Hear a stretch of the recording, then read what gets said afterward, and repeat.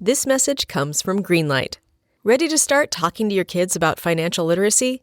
Meet Greenlight, the debit card and money app that teaches kids and teens how to earn, save, spend wisely, and invest with your guardrails in place.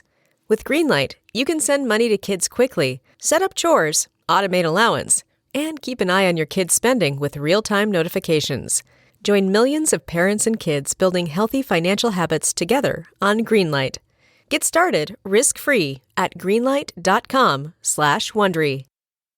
Bombas makes the most comfortable socks, underwear, and T-shirts. Warning, Bombas are so absurdly comfortable you may throw out all your other clothes. Sorry, do we legally have to say that? No, this is just how I talk, and I really love my Bombas.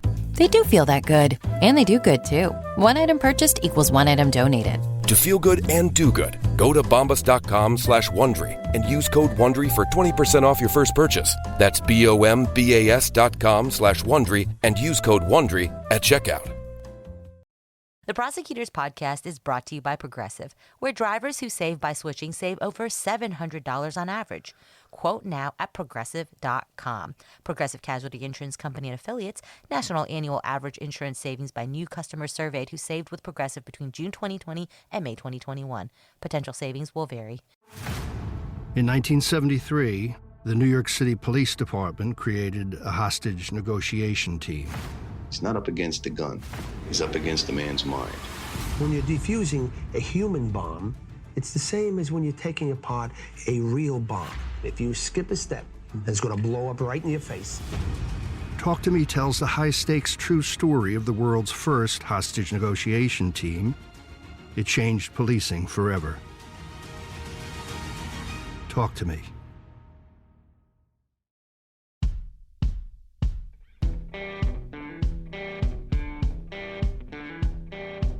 I'm Brett. And I'm Alice. And we are the Prosecutors.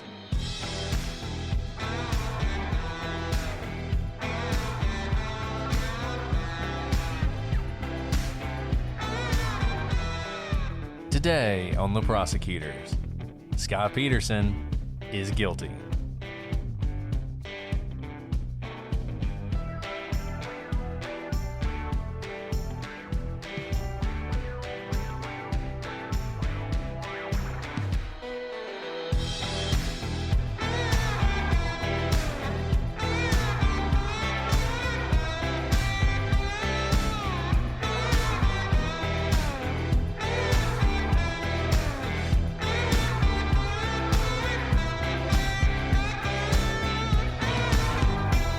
Hello, everybody, and welcome to this episode of The Prosecutors. I'm Brett, and I'm joined, as always, by my efficient co-host, Alice.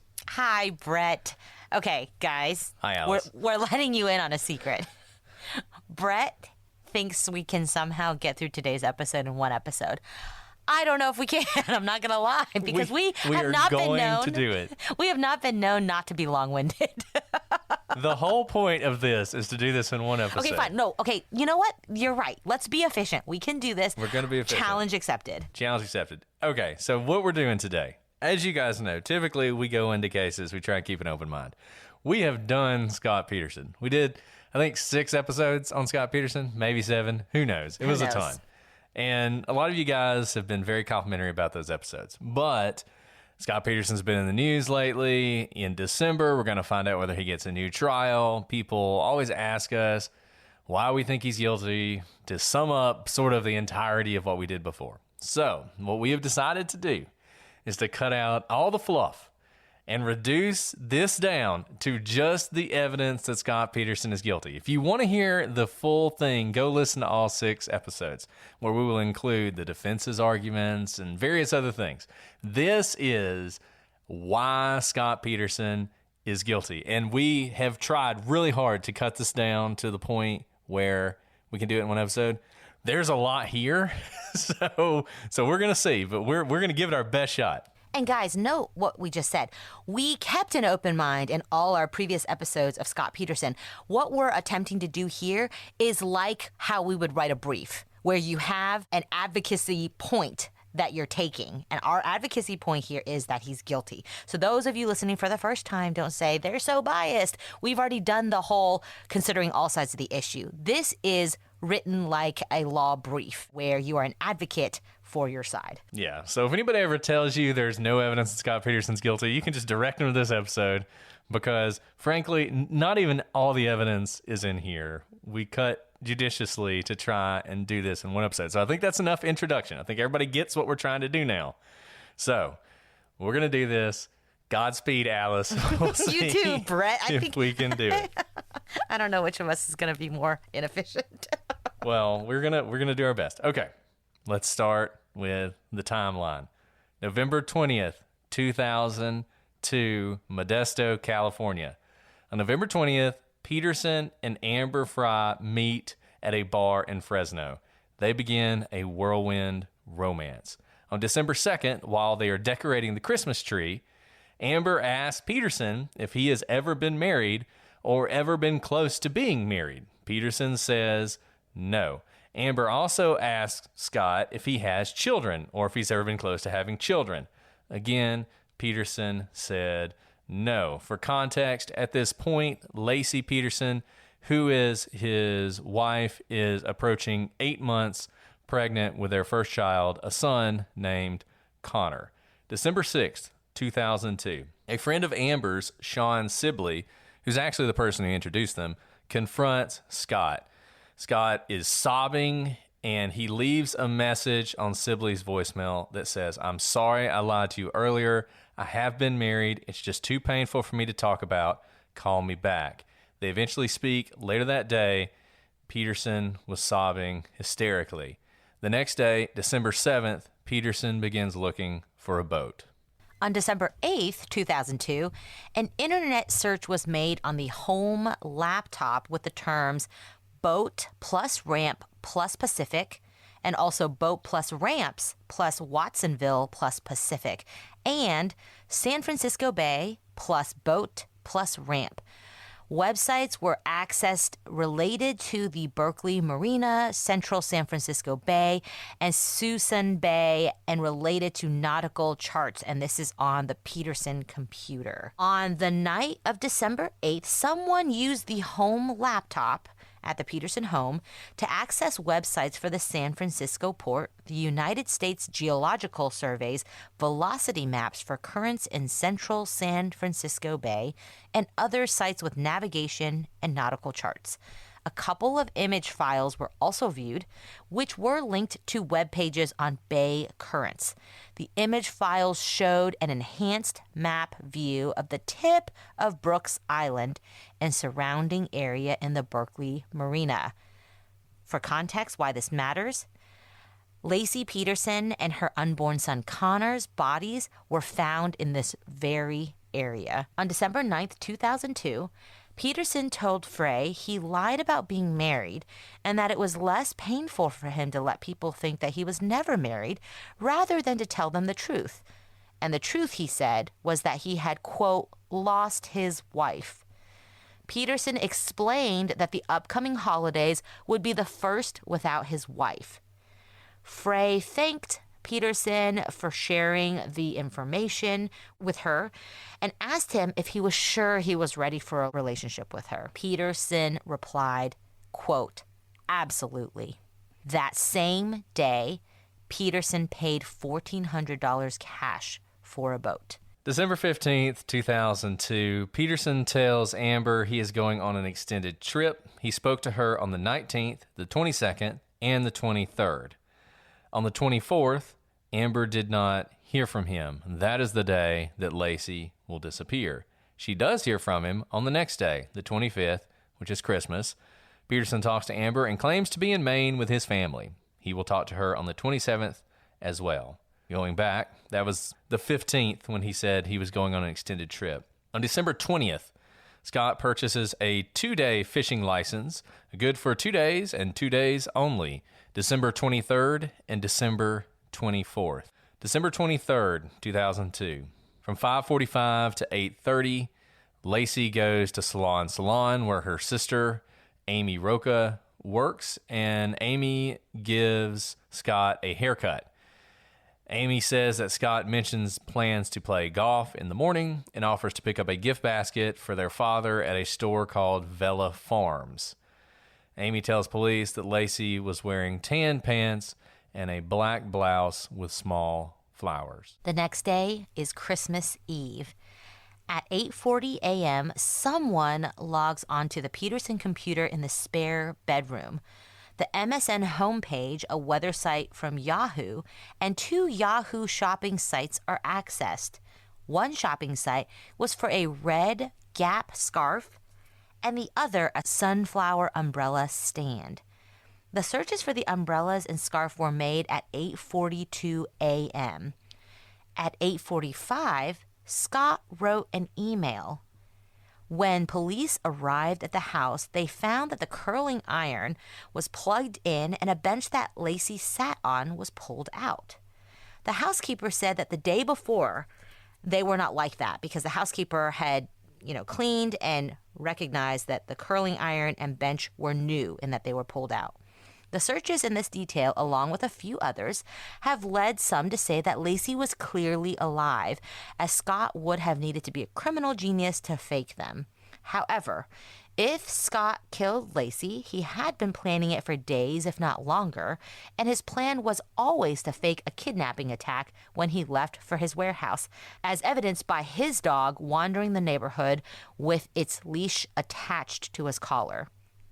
It would not be surprising at all if Scott took additional, quote, proof of life steps he could later point to when he told his detailed story to the police about that morning, a story where Lacey was alive and well when he left. Scott loaded 3 patio umbrellas from the backyard into the bed of his truck. He was going to store them at his warehouse. However, Scott arrives at the warehouse but does not drop the umbrellas off. Instead, he drove to the warehouse with the umbrellas in the back of his truck, drove with them to the marina, and drove with the umbrellas back to his house. He told the police he forgot to take them out, though in order to attach his boat at the warehouse, which he did, to drive to the marina, he would have had to seen the umbrellas. Scott checks his voicemail on his cell phone at 10:08 a.m. According to the prosecution, the call pinged the same tower that his calls from home always pinged, indicating that Scott was still at home or near it when this ping happened.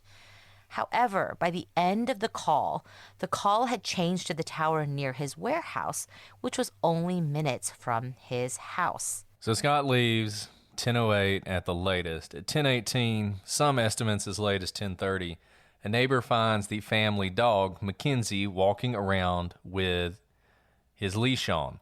She puts the dog in the backyard. The dog will be found there when Scott returns home with its leash still attached.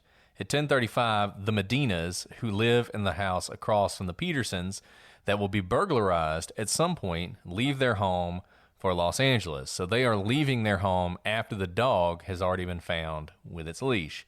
A witness sees people outside the Medina home just before noon. The burglars who robbed the Medina home will be arrested and say they robbed the place at 4 a.m. on the 26th. They said they saw some TV trucks on the street, so they went in a different entrance. All things considered, they probably robbed the house on the 23rd and lied about it to avoid association with the Peterson murder, though once again, significantly, whenever they robbed the house, it would have been after Mackenzie the dog was found wandering the neighborhood with its leash still attached. Scott leaves the warehouse about 11:18 a.m. to drive to the Berkeley Marina. This is about an hour and 36-minute drive.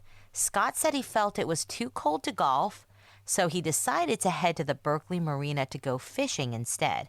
Of course, this makes it awfully convenient that on the 20th, Scott bought a fishing license for just 2 days, and this was one of the 2 days that the license was good for.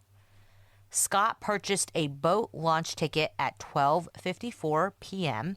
when he arrived at the Berkeley Marina. From the time he bought that ticket until the time he left was approximately 78 minutes, or 18 minutes less than the time it took him to drive there, so a relatively short amount of time. During that time, Scott motored north for probably 2 miles. He was near a little island that had a bunch of trash on it. He saw a big sign that said no landing, and there were some broken piers. Fitting Scott's description, the island described turned out to be Brooks Island. Evidence photos show the trash, the piers, and the no landing sign as described by Scott. When the state called an expert to the stand at trial, he stated that based on the currents, the bodies would have started their trek to where they were found between Berkeley Marina and Brooks Island. In fact, if the bodies had been dumped in deeper areas of the bay, they would have washed out to sea rather than end up where they were ultimately found. And if Scott did dump the bodies, this was just unlucky for him. He basically dumped the bodies in the one area of this marina where they would end up washing to shore instead of washing out to sea. At 2:12, Scott says he leaves the marina. He eventually calls Lacey at home on her cell phone. He leaves the message. Hey, beautiful, I just left you a message at home. It's 2:15. I'm leaving Berkeley. I won't be able to get to Vela Farms to get the basket for Papa. I was hoping you would get this message and go on out there. I'll see you in a bit, sweetie. Love you. Bye. This message is unusual given that, according to Scott, Lacey had no idea he was in Berkeley in the first place. It is, however, consistent with Scott's plan to make it look like Lacey had been alive when he left for the warehouse that day. On January 3rd, 2003, the burglars are arrested. The police find no evidence of Lacey Peterson, and if you believe that the burglars kidnapped Lacey and Connor and kept Lacey somewhere, and then Connor was born later, it would have been very difficult for them, given that January 3rd is only 9-10 days after the kidnapping would supposedly have happened.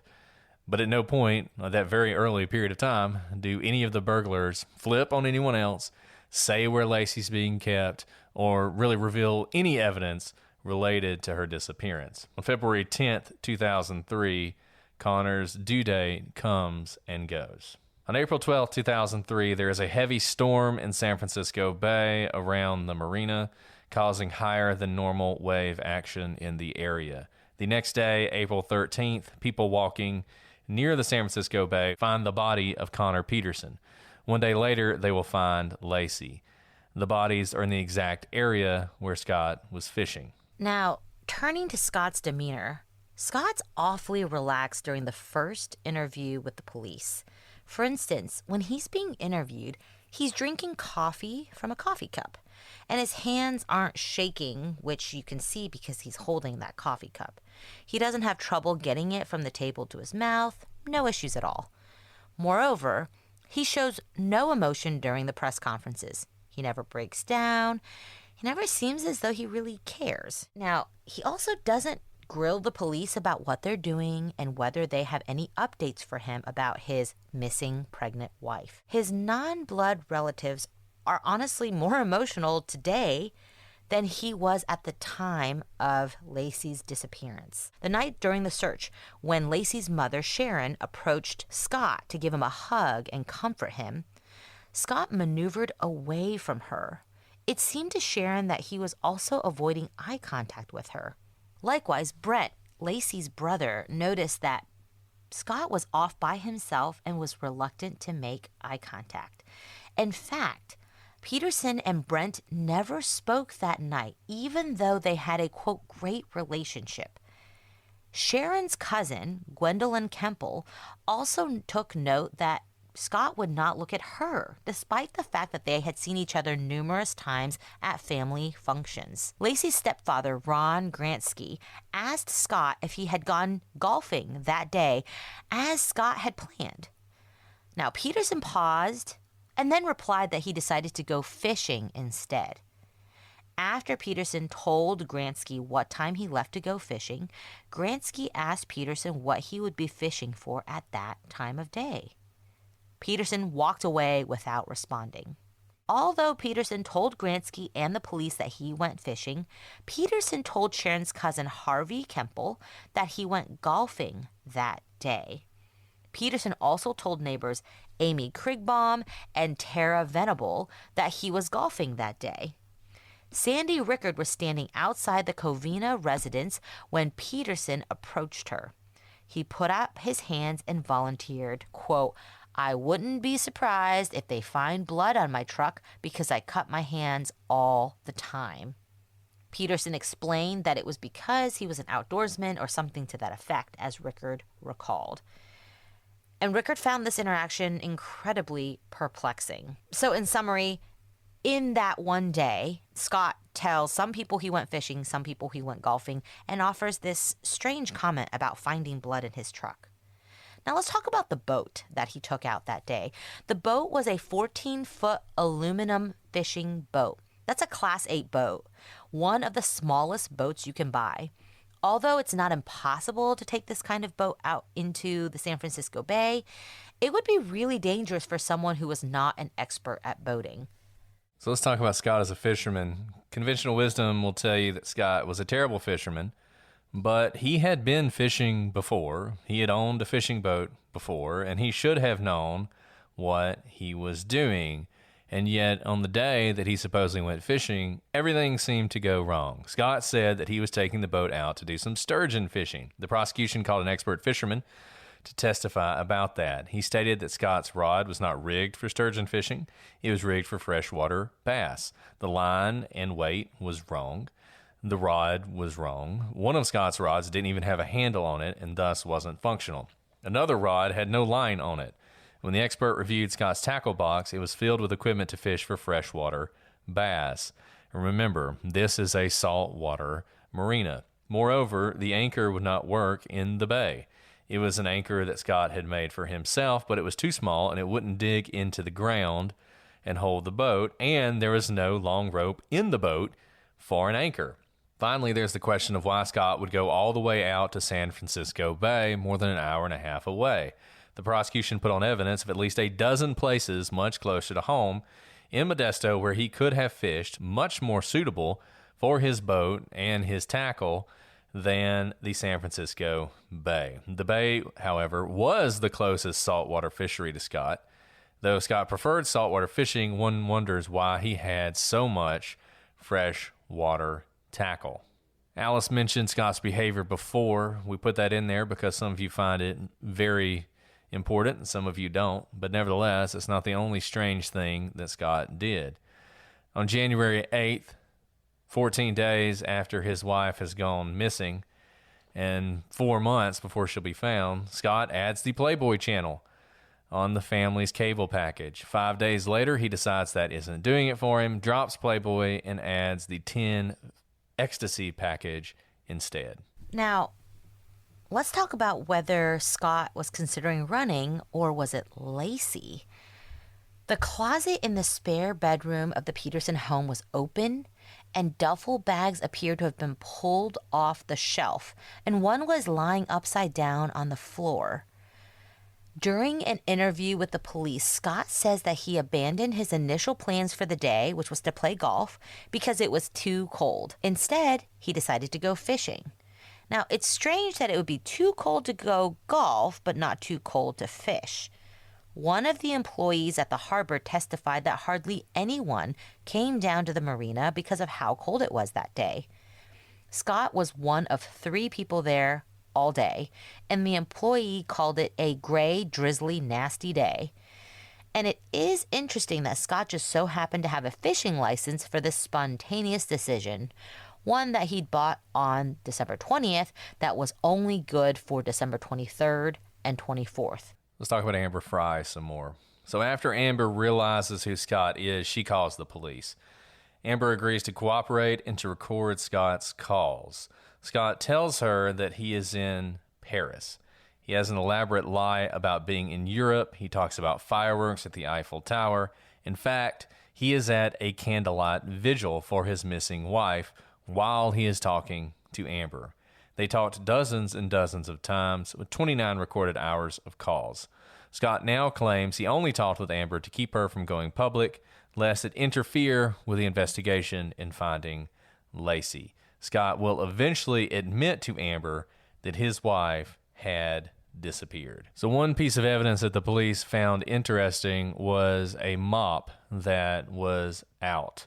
Scott told the police that the reason the mop was out was because Lacey was going to mop the floor that morning. But the maid had been there the day before, and she had mopped the entire house. And this led the police to wonder if Scott had something he needed to clean up. Then there's Scott's behavior during the search. One witness testified that he actually followed Scott from the volunteer center during the search. Scott was supposedly going out to search for Lacey. Instead, he went to a mall parking lot and sat for 45 minutes in his vehicle rather than taking part in the search.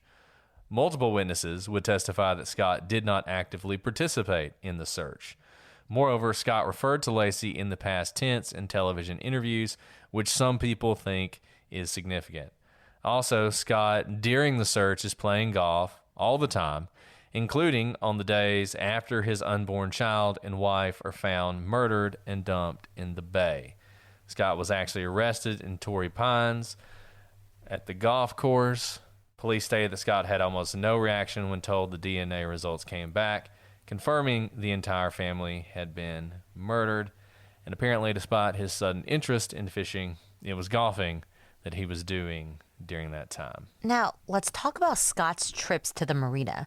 Police put a GPS tracker on Scott's car to see where he went. And on at least 3 occasions before Lacey was found, police tracked Scott to the Berkeley Marina.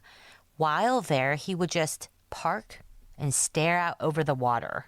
This is significant to some people because some people will say it's strange that he continually visited a place where Lacey and Connor's bodies were ultimately found. And let's talk about the nursery at the Peterson home. When the police returned to their home in February, Scott had essentially turned the nursery into a storage room, piling a mattress, office chairs, clothing, and other items into it. And some of the items had actually come from his warehouse. And note that February is actually the month of Connor's due date. Now, prosecutors also entered 2 hairs that they found in a pair of pliers believed to be Lacey's. It looks and seems identical and was from someone related to Lacey's mom, which is pretty close to definitive. It's not much, but given that Lacey was never in the boat and Scott claimed to have only been in the boat once, it is interesting that they found 2 hairs that belonged to Lacey. And the police also utilized a cadaver dog. And this police dog actually hit on Lacey's scent at the Berkeley Marina on December 28th, just 4 days after she disappeared. So let's talk about the anchors. Scott bought his boat without an anchor. He told the police he made one out of concrete in his warehouse. A concrete anchor was found in his boat, though there was no line long enough to use it. Concrete residue was found inside of some buckets in his warehouse. There's also an area where it's obvious the anchors were made.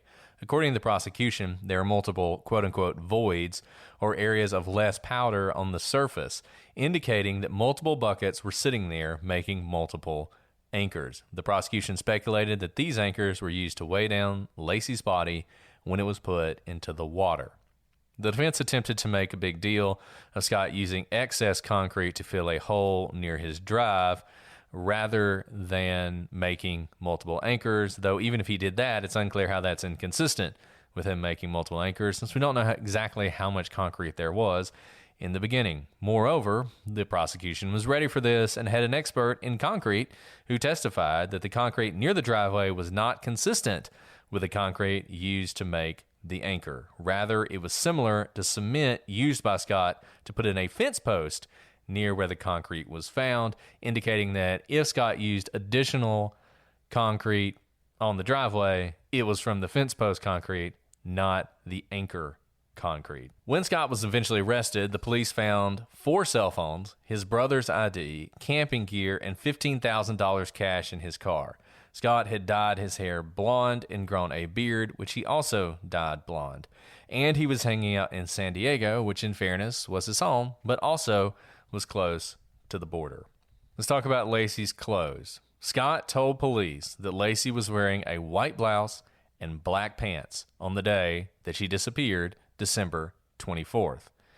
But When Lacey's body was found, she was wearing tan pants, which is what she had been wearing on the 23rd, as well as a maternity bra. The prosecution and defense disputed whether these were the same tan pants that she'd been wearing, and it is often stated that Amy Roca, Lacey's sister, positively identified pants at the house as the ones Lacey was wearing. However, on the stand, despite many attempts by Mark Garagos, who was Scott Peterson's lawyer, to get Amy to confirm this, she refused to do so.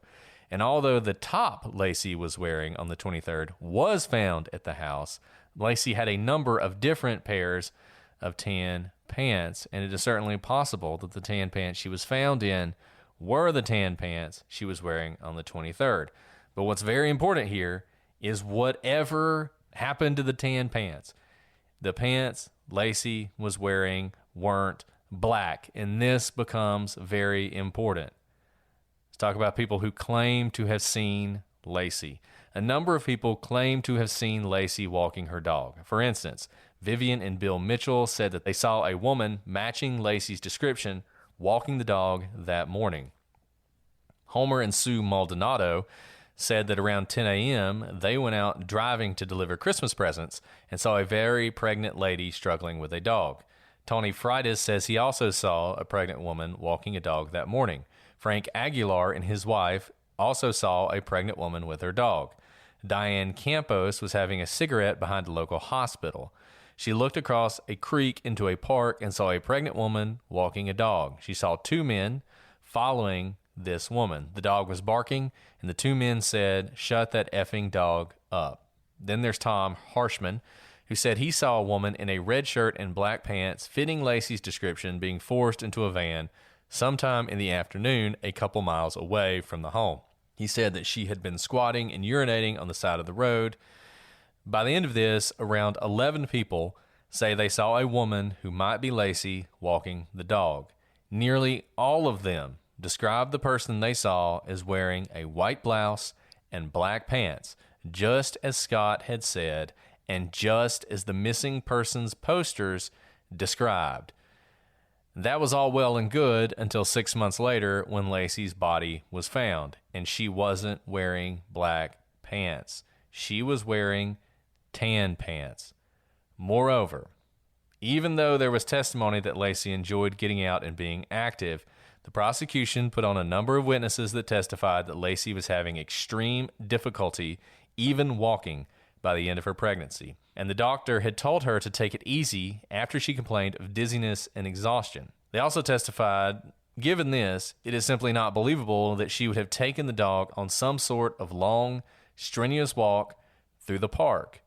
And that's not just anecdotal. In fact, at the end of October, 2 months before Lacey disappeared, Lacey had walked to the park and gotten very sick, to the point that she was vomiting and almost passed out. Her mother testified that she was extremely embarrassed because some maintenance men saw her and had to help her and had to end up cleaning up her vomit after her. Lacey talked to her doctor about this event, and the doctor told her that she should either stop walking altogether or do it much later in the day after she'd had an opportunity to get hydrated. In another instance, Lacey's prenatal yoga instructor testified that on December 20th, Lacey was in so much pain that she could barely walk and that she needed help to get to her car. Furthermore, the shoes Lacey typically used to go on walks were found in the house. Finally, the police did not ignore these sightings. They searched the park, including with canine teams, and found no trace of Lacey. They also interviewed folks in a homeless camp near the park. None of them had seen Lacey. We're here in the matter of the United States of America versus... Is a collect call from a person presumed nice until proven naughty. Santa Claus. Y'all, Santa Claus is locked up, and I'm going to get him out. My name's Richie Buck. I'm an amateur podcaster and investigator. I'm an Investipodster. I came up with that. If you like true crime, feelings of the holidays, and I ain't just talking about Christmas, and satire, Well, Santa May Be a Criminal just might be for you. Some of your favorite true crime podcasters have joined in to spin this yarn. I'm Chet. If the mitten ain't a fitting. Can you tell who's who? Stop acting like And you're is Santa a criminal? Let's find out together. Could be some kind of elf in Tourette. Santa May Be a Criminal. Listen and subscribe now wherever you get your podcasts. Got run over by a reindeer. Ho, ho, ho. The Prosecutors Podcast is brought to you by Progressive Insurance. Most of you listening right now are probably multitasking. Yep, while you're listening to us talk, you're probably also driving, cleaning, exercising, or maybe even grocery shopping. But if you're not in some kind of moving vehicle, there's something else you can be doing right now. Getting an auto quote from Progressive Insurance. It's easy, and you could save money by doing it right from your phone. Drivers who save by switching to Progressive save over $700 on average. And auto customers qualify for an average of 7 discounts. Discounts for having multiple vehicles on your policy, being a homeowner, and more. So just like your favorite podcast, Progressive will be with you 24/7, 365 days a year. So you're protected no matter what. Multitask right now. Quote your car insurance at Progressive.com to join the over 27 million drivers who trust Progressive. Progressive Casualty Insurance Company and Affiliates. National annual average insurance savings by new customers surveyed who save with Progressive between June 2020 and May 2021. Potential savings will vary. Discounts not available in all states and situations. Alice, I'm so excited to talk about one of my personal favorite sponsors of the show, June's Journey. June's Journey is a game that when I open it up, I just feel better. It's my happy place. I enjoy playing it, and I know that you will enjoy it too. And how do I know that? Because it is a perfect game for fans of the Prosecutors. If you never get tired of a whodunit, then you'll love June's Journey. You'll play as June Parker, an amateur detective on a quest to solve the murder of her sister and uncover her family's many secrets. You'll need to find objects devilishly hidden in intricate scenes full of little details before the timer runs out. There are a variety of game modes and puzzles that await you. I promise you won't regret downloading June's Journey. June's Journey has tons of fun and unique features to keep you entertained. Chat and play with or against other players by joining a detective club. You'll even get the chance to play in a detective league to put your skills to the test. So find your inner detective. Download June's Journey today. Available on Android and iOS mobile devices as well as on PC through Facebook Games. And the defense didn't call any of the witnesses you always hear about. The defense never called a witness who supposedly saw into Scott's boat and said it was empty. The defense also never called witnesses who claimed to have seen Lacey that day, either walking the dog or being forced into the van. Moreover, there was another witness who saw a pregnant woman walking a dog that day, called it into the police, and then, when he was shown a picture of Lacey, said that he was certain the person he saw was not Lacey. Christopher Van Sant testified that he saw a pregnant woman walking her dog near the footbridge at Dry Creek Regional Park near the Scenic Hospital. This sighting is consistent with many of the other sightings offered by those who believe Scott is innocent. But Sant testified that he is, quote, 100% positive that the woman was not Lacey Peterson. Following this testimony, the prosecution called 4 different people, the husband of a pregnant woman and 3 pregnant women who testified that they had walked the neighborhood either on that day or around it.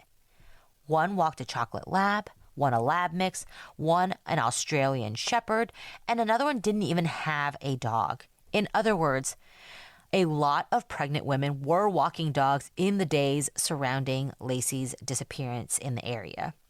To continue to hammer home that point, the prosecution called a parade of people who were walking in the park that day, who were walking any number of golden retrievers that day, or who were just in the neighborhood that day, none of whom saw anything unusual, and any of whom might have been mistaken by someone for Lacey. So when the bodies were found, Lacey's body was in pretty bad shape, with barnacles growing on her bones. The forensic anthropologist Allison Galloway testified that her level of decomposition was consistent with being in the San Francisco Bay for 3 to 6 months.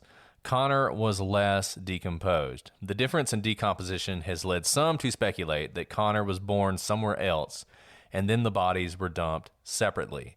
This, of course, would have meant that Scott is innocent, but the autopsy does not support that argument. There was no vaginal birth. The autopsy confirmed that Lacey's birth canal remained closed. In fact, there also wasn't something called coffin birth in this case, which is what happens when a baby is expelled from a decomposing body. Moreover, there was no evidence of a C-section. Although Lacey's entire body was not recovered, the trunk of her body was, and had there been a C-section, there would have been evidence of it. What actually happened is that at some point during decomposition, the body was expelled from the top of the uterus and out of the body. Some have suggested that if Connor remained inside Lacey's body for some time after death, it should show telltale signs of degeneration, often seen in babies that are miscarried. And, in fact, Connor's body did show those signs. The process is called maceration. The pathologist testified. We'll even use the term maceration in a hospital pathology, where we're looking at a stillbirth in a baby that's died in the uterus and then perhaps is delivered a day or 2 or 3 or more later, will undergo the same type of changes. Not to the degree that we see in Connor, but maceration type changes anyway. In a fresh or stillborn, those will often involve skin changes, overriding of the skull plates, and to a certain degree, liquefaction of the organs. So we'll see that in a hospital setting too, and that's where the term maceration would be used. Although Connor suffered from this kind of effect and did so far worse than your average stillbirth, he was still protected from the worst of the elements in the bay, including predators. Thus, because it took a while for the baby to be expelled, Connor's body was protected from degradation to an extent greater than Lacey. In fact, Dr. Gallet would testify that Connor's body had been exposed in the bay for no more than 1 to 2 days, at the most. A 1/4 inch of Connor's umbilical cord was still attached, and it was torn, not cut. There is no evidence that the umbilical cord was knotted or clamped, which, if Connor had been born alive, would lead to the baby bleeding to death. Some people pointed to some trash or twine that was wrapped around his throat as a possible means of killing him, but there was no damage from the twine, and it had about 1 inch of slack. It wasn't tight around his neck. Moreover, leaving the twine would be a pretty stupid thing to do if that's how you killed Connor, but you're going to dump him in the bay to try and frame Scott Peterson. And we've talked a lot about Connor, but let's talk about the age of the baby. Now, Lacey was due on February 10th, 2003. She disappeared and likely died on December 23rd, about 7 weeks from the due date. So one would expect then that the baby was probably between 31 and 35 weeks gestational age when he died, given that due dates are not an exact science. According to the pathologist, the gestational age of Connor was between 33 and 38 weeks. On cross-examination, the defense attempted to push this number higher to 35 weeks to further the defense's theory that Lacey was kidnapped and held somewhere for some period of time alive, and therefore Connor was alive as well. The pathologist did not bend on this, repeatedly explaining to the defense attorney that given the science and the varying development of unborn children, 33 to 38 was the best range. Another pathologist, Dr. DeVore, determined that Connor died between the 21st and the 24th of December, which is a much more precise date. The defense called an expert who testified that the earliest Connor could have died was December 29th. Just on the face of things, this testimony seems far-fetched. That the doctor could say with certainty that a body in the water for 4 months died without question no earlier than December 29th does not seem medically feasible. Cross-examination bore out this point. The prosecution was able to unnerve the doctor, who admitted that his entire calculation was based on the assumption that Lacey found out she was pregnant on June 9th and immediately told her friends, a fact that was actually disputed by those who knew her. if she found out before June 9th and only told her friends then, his whole theory fell apart. Given that we are talking a matter of days here, the notion that the doctor, who is not a forensic pathologist, could determine with such certainty that Connor could not have died a mere 5 days before his earliest estimate just falls flat.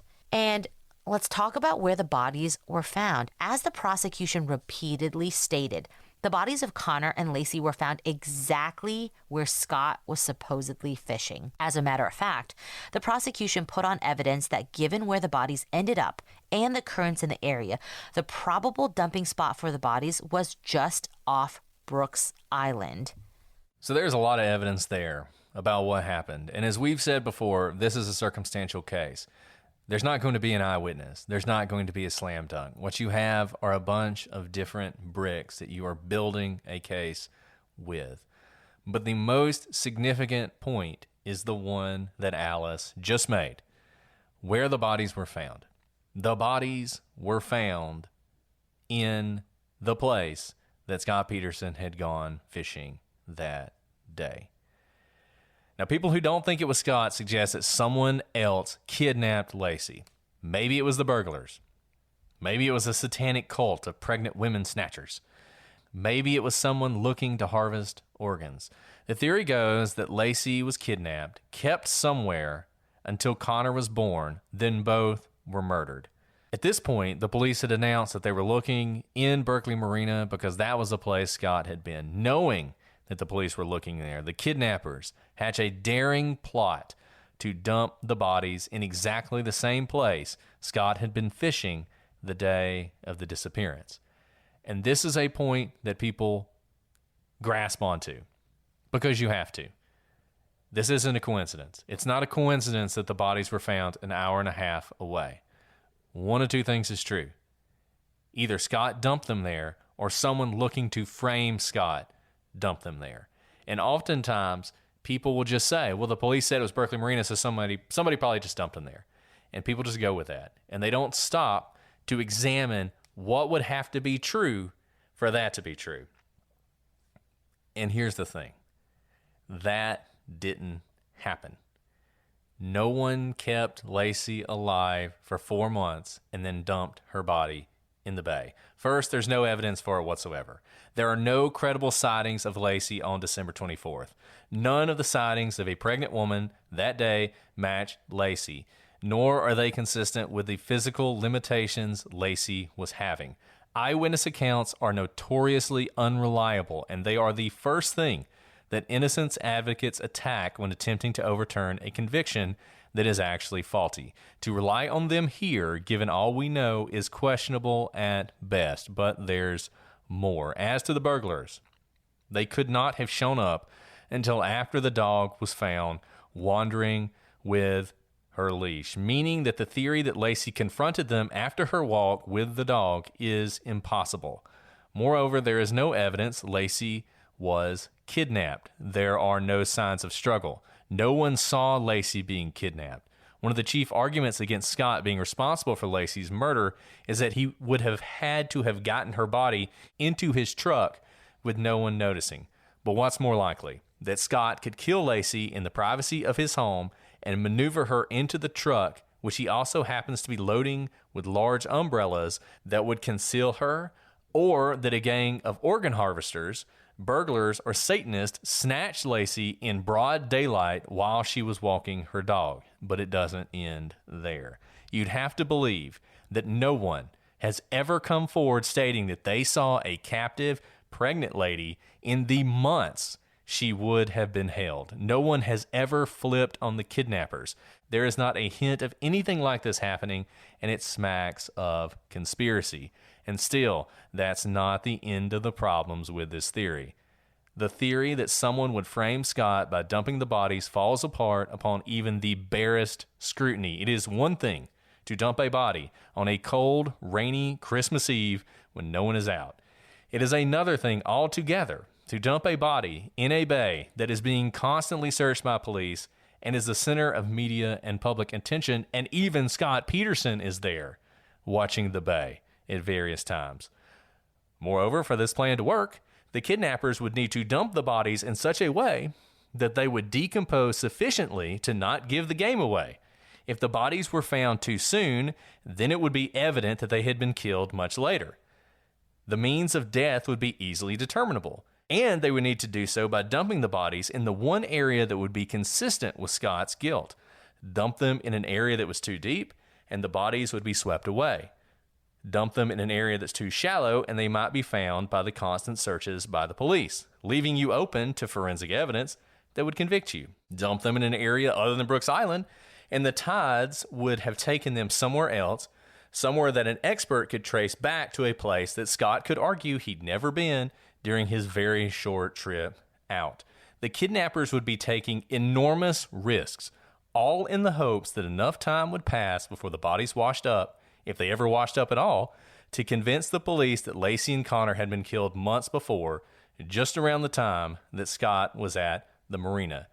And yet, with all the focus and attention on Scott and none on them, much simpler to bury the bodies in the desert and never worry about it again. But somehow, according to this theory, the kidnappers pulled all this off without anyone seeing them or suspecting any different, fooling the state's forensic pathologist and having gotten away with this plot to this day without a single person involved ever saying a word. That is what you must believe in order to believe Scott is innocent.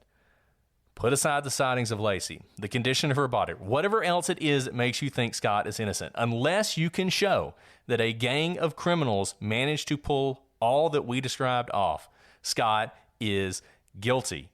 That is the conspiracy that has to be true for someone else to be involved.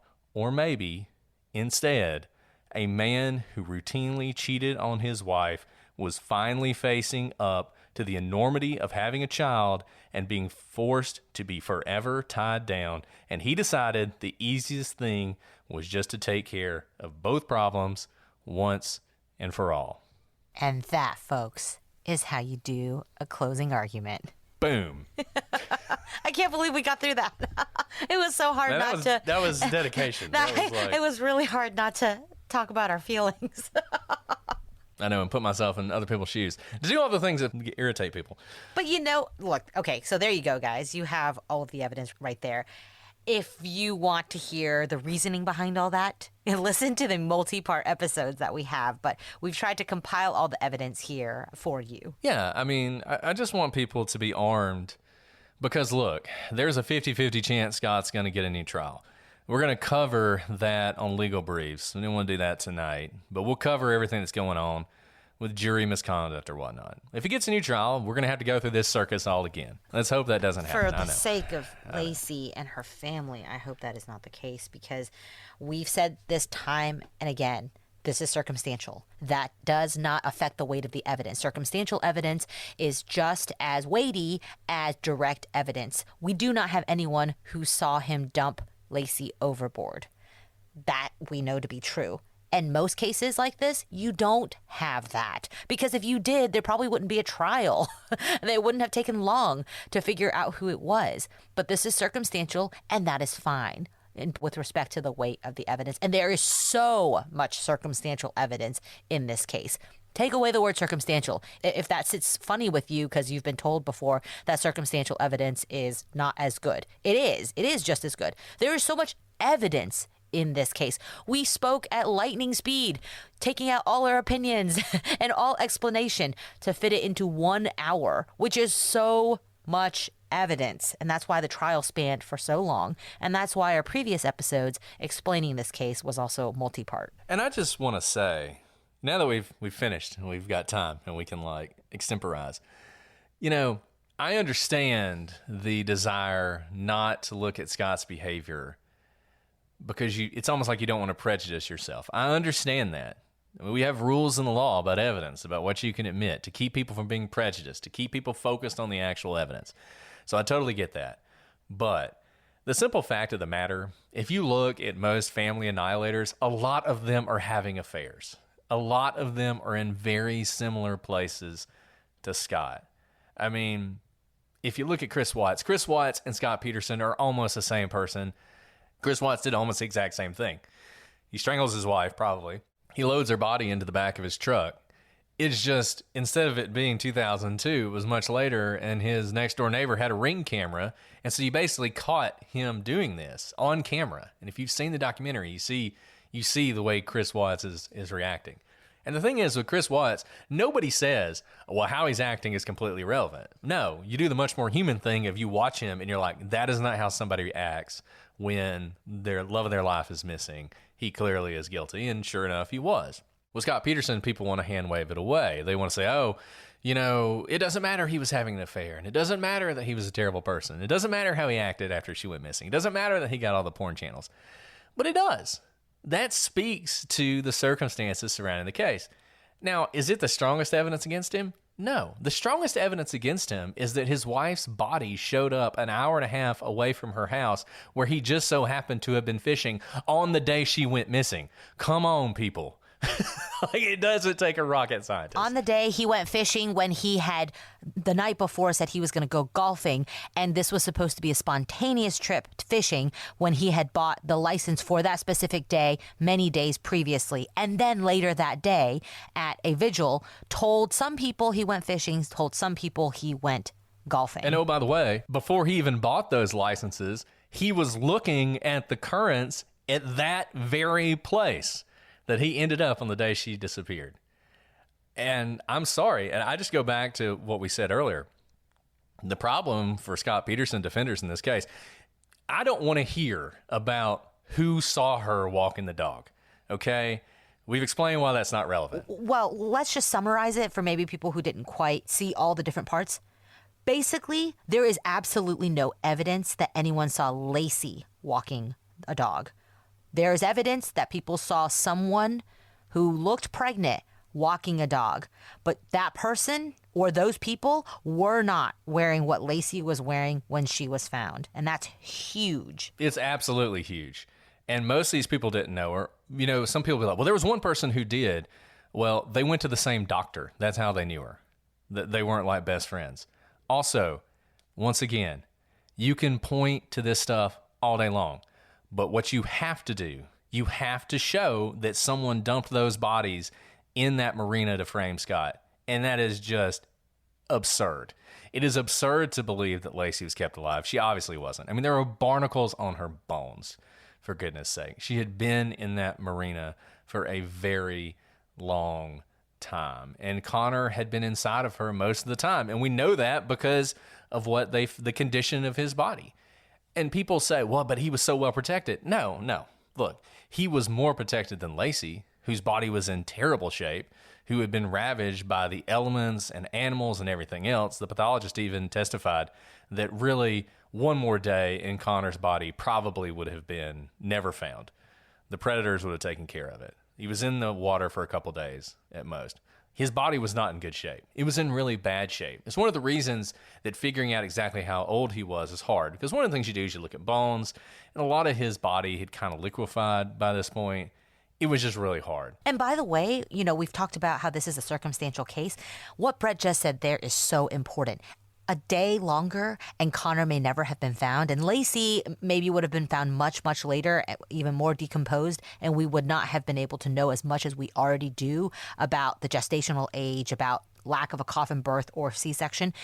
So the fact that this is a circumstantial case is actually, it's more than a circumstantial case. The fact that Connor and Lacey were found in conditions that could even be examined by a pathologist strengthens this case so immensely. It was terrible luck for Scott Peterson that Connor's body was found, because we know so much more about the time frame and also when gestationally he was when he passed away, because his mother passed away. And so just know that the facts in this case really are so incredibly strong. This case could have been tried without their bodies. It absolutely could have. The fact that their bodies were found and they were able to try the case with the pathology information from their bodies, it's overwhelming how strong this case is.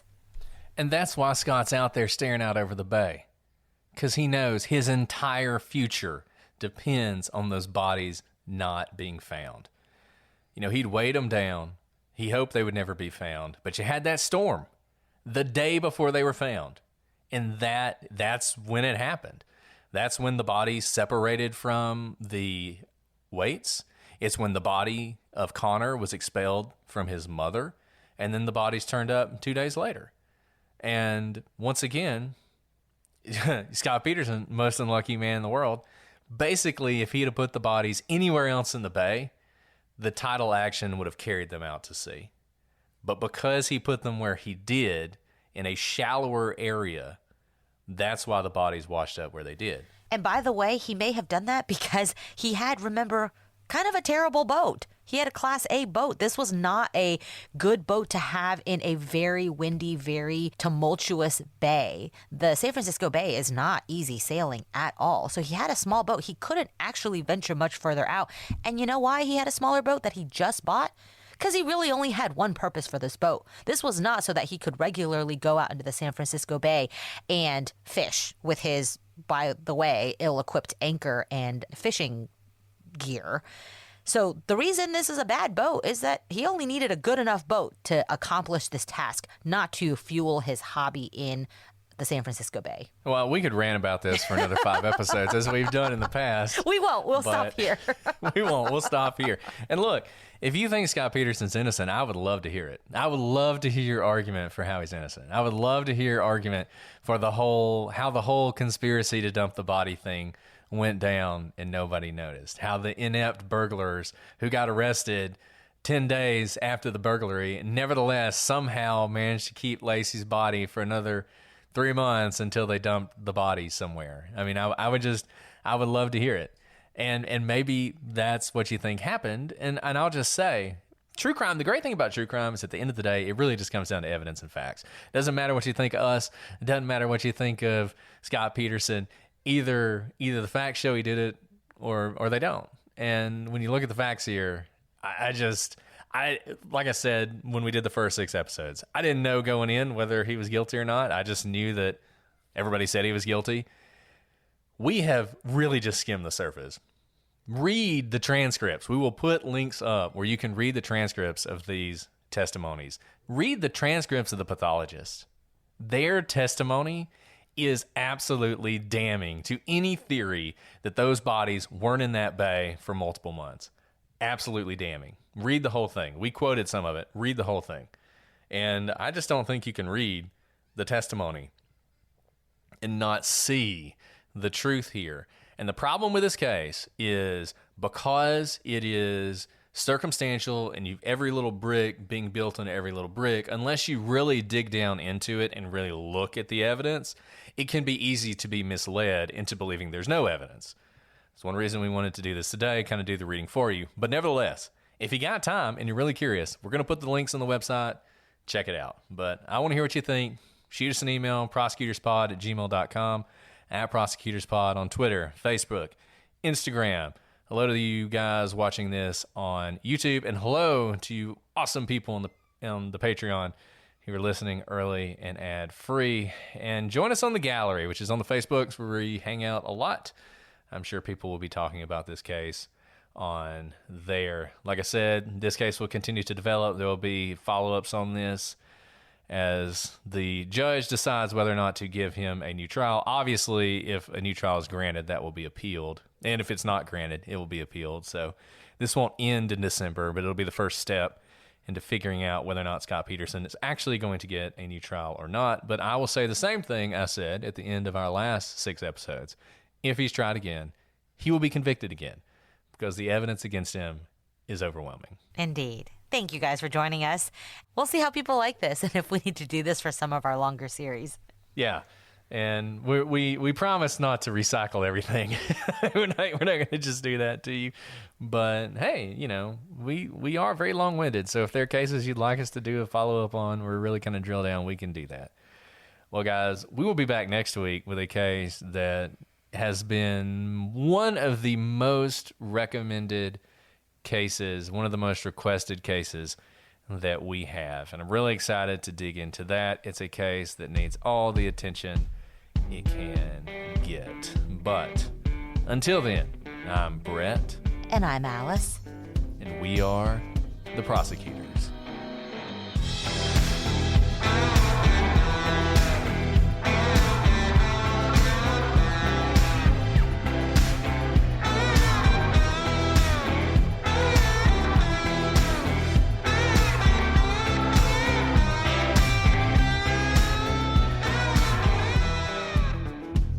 to do this all in one episode. Okay. Okay. I have tried to limit it as much as possible, but it's still 11 pages long. Scott Peterson is guilty. We're not going to get through this in one episode. Well, that's the whole point, is to do it in one episode. Okay, because fine. we've already done 6 episodes on it. Okay, so no extra. We're just going straight with the script. I got it. Basically, that's what we got to do. Let's do it. We got to just. I we love, just got to I go love straight going through straight with the script. I'm all for Okay. script. Because you know what I'm going to do after we're finished? I'm going to go watch me a Hallmark Christmas movie.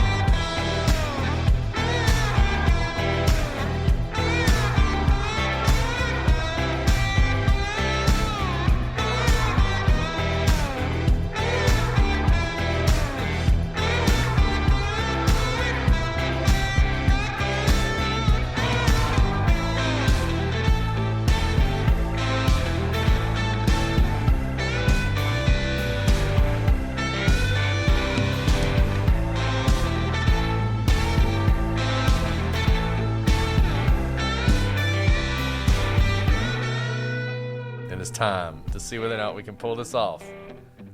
I don't think we can, but let's do it. Okay. Okay. Are you ready? I'm so ready. I've been ready. I'm born ready, man. I've been podcasting for 45 minutes at this point.